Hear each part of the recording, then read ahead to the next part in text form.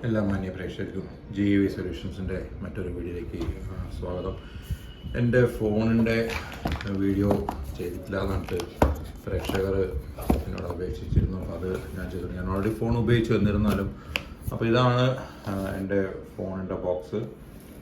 മോട്ടോറോളയുടെ H50 fusion. ഈ അതിമനോഹരമായ ബോക്സിലാണ് നിങ്ങൾക്ക് ഫോൺ ലഭിക്കുന്നത്. അപ്പോൾ ഇതിൻ്റെ ബാക്കിൽ അതിൻ്റെ സ്പെസിഫിക്കേഷൻസ് കാണാം. പിന്നെ ഹൈറസ് ഓഡിയോ വയർലെസ് സപ്പോർട്ട് ചെയ്യുന്നതാണ്. ഹൈറസ് ഓഡിയോ സപ്പോർട്ട് ചെയ്യുന്ന ഡോൾബി അറ്റ്മോസിൻ്റെ സപ്പോർട്ടുണ്ട്. അതുപോലെ തന്നെ ഡോൾബി NR, അതായത് ഡോൾബി നോയ്സ് റിഡക്ഷൻ്റെ സപ്പോർട്ടും കൂടിയുണ്ട്. അപ്പോൾ ഇതാണ് ആ ഡിവൈസ്. അതിമനോഹരമായ ഒരു സ്ലിം വേർഷനാണിത്. പിന്നെ വെയ്റ്റും കുറവാണ്. ഓക്കെ, 180 ഗ്രാം വരുന്നേ ഉള്ളൂ. വീഗൻ ലെതറാണ് ഇതിൻ്റെ ബാക്കിൽ കൊടുത്തിരിക്കുന്നത്. ക്യാമറയുടെ കാര്യം പറയുകയാണെങ്കിൽ 50 മെഗാ പിക്സലിൻ്റെ ക്യാമറയാണ് മെയിൻ ക്യാമറ, മേലുള്ള ക്യാമറ. അതിനോട് തന്നെ സോണിയുടെ എന്താ പറയുക, ഒരു സോഫ്റ്റ്വെയറും കൂടി ഇതിൽ ഇൻക്ലൂഡ് ചെയ്തിട്ടുണ്ട്. പിന്നെ രണ്ടാമത്തെ ക്യാമറ 13 MP ക്യാമറയാണ്. അതിൽ വൈഡ് ആംഗിൾ ഫോട്ടോസൊക്കെ ഷൂട്ട് ചെയ്യാൻ വേണ്ടി ഉപയോഗിക്കാവുന്നതാണ്.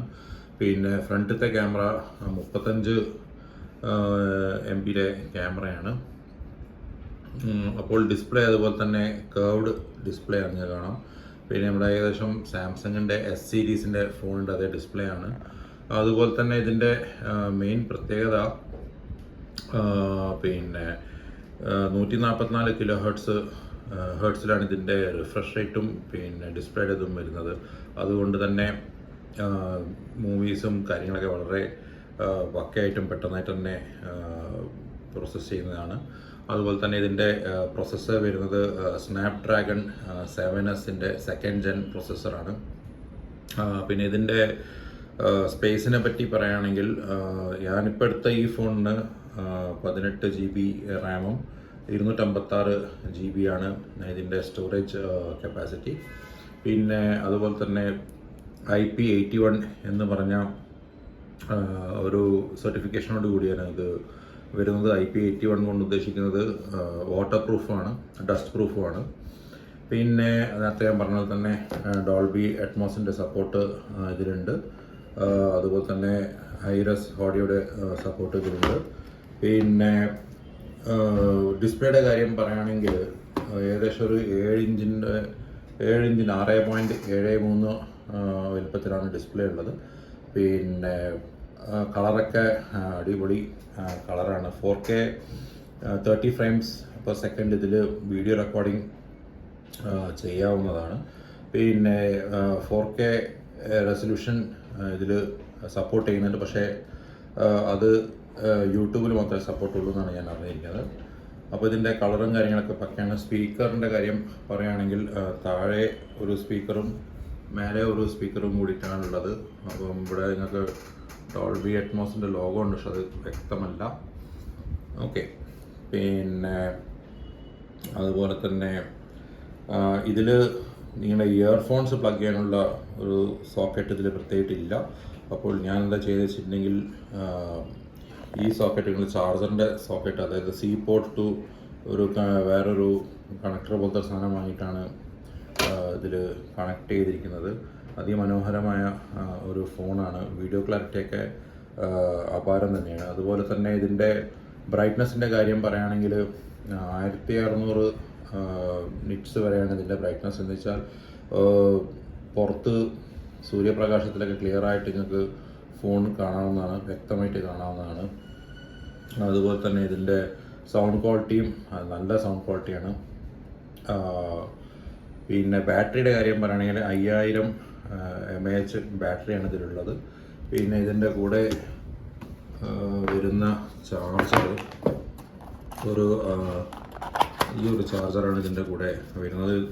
68 വാട്ടിൻ്റെ ചാർജറാണ്. ഈ ചാർജറിൻ്റെ പ്രത്യേകത, നിങ്ങളുടെ ഫോണിൽ തീരെ ചാർജ് ഇല്ലെങ്കിൽ മിനിമം 40 മിനിറ്റ്സിനുള്ളിൽ, അതായത് ഒരു 20% ഉള്ളപ്പോൾ നിങ്ങൾ ചാർജ് ചെയ്യാൻ വെക്കുകയാണെങ്കിൽ ഒരു 40 മിനിറ്റിനുള്ളിൽ ഫുൾ ചാർജ് ആവും എന്നുള്ളതാണ് ഇതിൻ്റെ മറ്റൊരു പ്രത്യേകത. പിന്നെ വീഡിയോ റെക്കോർഡിംഗ് ഞാൻ കഴിഞ്ഞ പ്രാവശ്യം ഇട്ട വീഡിയോ, അത് അവസാനമായിട്ട് ഇട്ട വീഡിയോ ഇതിൽ നിന്ന് റെക്കോർഡ് ചെയ്തായിരുന്നു. അസാധ്യ ക്ലാരിറ്റിയോട്, അതുപോലെ തന്നെ ബാക്ക്ഗ്രൗണ്ടിലുള്ള നോയ്സൊക്കെ ഓട്ടോമാറ്റിക്കായിട്ട് ഇത് ചെക്ക് ചെയ്യുന്നതാണ്. പിന്നെ മോട്ടോറോളയെ കുറിച്ച് ആകെയുള്ളൊരു ഇതിൽ നെഗറ്റീവായിട്ട് എനിക്ക് പറയാനുള്ളത്, പിന്നെ ഇതിൻ്റെ സിമ്മിൻ്റെ സ്റ്റോറേജ് ഈ കാണുന്ന ഇവിടെയാണ്, താഴെയാണുള്ളത്. ഓക്കെ, ഈ സൈഡിലുള്ളതൊക്കെ അതിൻ്റെ മൈക്രോഫോണാണ്. സൈഡിലുള്ള ഈ ഹോൾസ് കാണുന്ന മൈക്രോഫോണിൻ്റെ ഔട്ടാണ്. അതുപോലെ തന്നെ മേലെയും ഒരു മൈക്രോഫോൺ ഇതുണ്ട്, സ്പീക്കറിൻ്റെയും മൈക്രോഫോൺ ഇതുണ്ട്. അപ്പോൾ ഈ ഡ്യുവൽ സിം ഇടാൻ പറ്റുന്ന ഒരു ഫോണാണ്. പക്ഷേ ഇതിൽ എക്സ്റ്റേണൽ സ്റ്റോറേജ്, അതായത് മറ്റേ മെമ്മറി കാർഡ് ഇടാനുള്ള ഓപ്ഷൻ ഈ ഫോണിലില്ല എന്നുള്ളതാണ് ഇതിൻ്റെ ഏറ്റവും വലിയൊരു മൈനസ് പോയിൻ്റ് ഞാൻ കണ്ടത്. പിന്നെ അതുപോലെ തന്നെ ബാറ്ററി ഹീറ്റാവുന്ന പ്രശ്നമുണ്ടെന്ന് എല്ലാവരും പറയുന്നത്, പക്ഷേ എനിക്കിതുവരെ അങ്ങനെ ഫീൽ ചെയ്തിട്ടില്ല. പിന്നെ അതുപോലെ തന്നെ പണ്ടത്തെ മാതിരി പിന്നെ അവിടുന്ന് സിം കാർഡിൽ നിന്ന് കോൺടാക്ട്സും കാര്യങ്ങളൊന്നും കോപ്പി ചെയ്യേണ്ട കാര്യങ്ങളൊന്നുമില്ല. ഓട്ടോമാറ്റിക്കായിട്ട് ബ്ലൂടൂത്ത് വഴിയാണ് എല്ലാ കാര്യങ്ങളും കോപ്പി ആവുന്നത്. പിന്നെ വേറെ നെഗറ്റീവായിട്ട് പറയുകയാണെങ്കിൽ ഈ 2 കാര്യങ്ങളേ ഉള്ളൂ. ഒന്ന്, ഇതിന് ഡെഡിക്കേറ്റഡ് ആയിട്ടുള്ള പോർട്ടില്ല എന്നുള്ളതാണ് ഇതിൻ്റെ ഒരു മൈനസ് പോയിന്റ്. രണ്ടാമത്, എക്സ്റ്റേണൽ മെമ്മറി ഇതിൽ ആഡ് ചെയ്യാൻ പറ്റില്ല എന്നുള്ളതാണ് ഇതിൻ്റെ മൈനസ് പോയിന്റ്. അതല്ലാതെ പക്ഷം ഭയങ്കര ഫാസ്റ്റാണ്. കുറേ ആപ്ലിക്കേഷൻസൊക്കെ ഒരുമിച്ച് ഞാൻ റൺ ചെയ്ത് നോക്കി, ഒരുവിധ ലാഗോ കാര്യങ്ങളും ഒന്നും എനിക്ക് ഫീൽ ചെയ്തിട്ടില്ല. ഗെയിമിങ്ങിൻ്റെ കാര്യം ഞാനിതിൽ നോക്കിയിട്ടില്ല.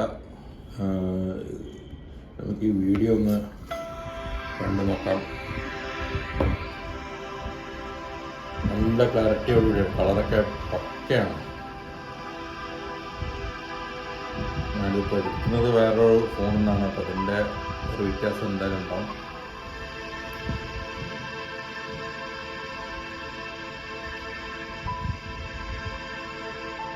ഓക്കെ, അപ്പം ഇതിൻ്റെ ബാക്കിയുള്ള അപ്ഡേറ്റ്സ് ഞാൻ പിന്നെ തരുന്നതായിരിക്കും. അതായത് ഈ ഫോൺ ഏകദേശം ഒരു 1-2 ആഴ്ച ഉപയോഗിച്ചതിന് ശേഷമുള്ള അപ്ഡേറ്റ് ഞാൻ പിന്നെ തരുന്നതായിരിക്കും.